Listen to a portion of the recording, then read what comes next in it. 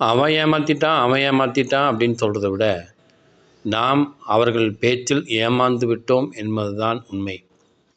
ஒரு ஸ்டார் ஹோட்டலில் என்னுடைய நண்பர் மீட்டிங் நடத்தினார். நானும் என்னுடைய மனைவியும் சென்றிருந்தோம்.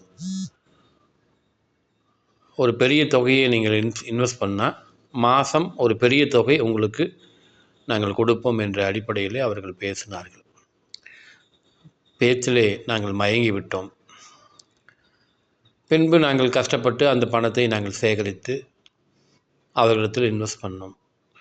1 மாதம் நல்ல தொகை வந்தது. 2 மாதம், 3 மாதம், 4வது மாதத்திலிருந்து அவர்கள்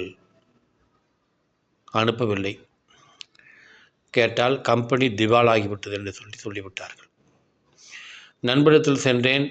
நண்பா, உங்களை நம்பித்தான் நான் போட்டேன் இவ்வளவு பெரிய அமௌண்ட்டு என்று.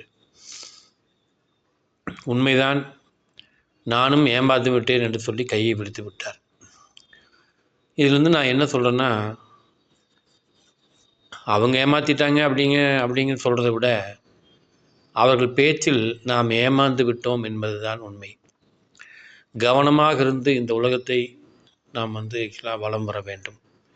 பணம் என்பது மிகப்பெரிய ஒன்று. அது கஷ்டப்பட்டு சம்பாதிப்பது. அது ஒரு இடத்துல போய் மாட்டிச்சுன்னா திரும்பி வர்றது ரொம்ப சிரமம்.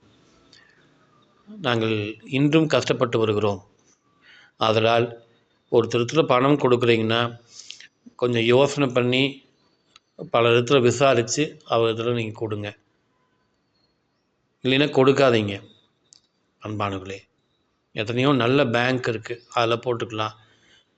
அன்பானவர்களே, தர்மையான நாளில் பணத்தை கொடுத்து ஏமாந்து விட்டு வாழ்க்கையை வெறுத்து வாழாதீர்கள். ஒரு புதிய வாழ்க்கையை வாழ பணம் வரவு செலவிலே தெளிவாக இருங்கள். அன்பானவர்களே, நன்றி, வணக்கம்.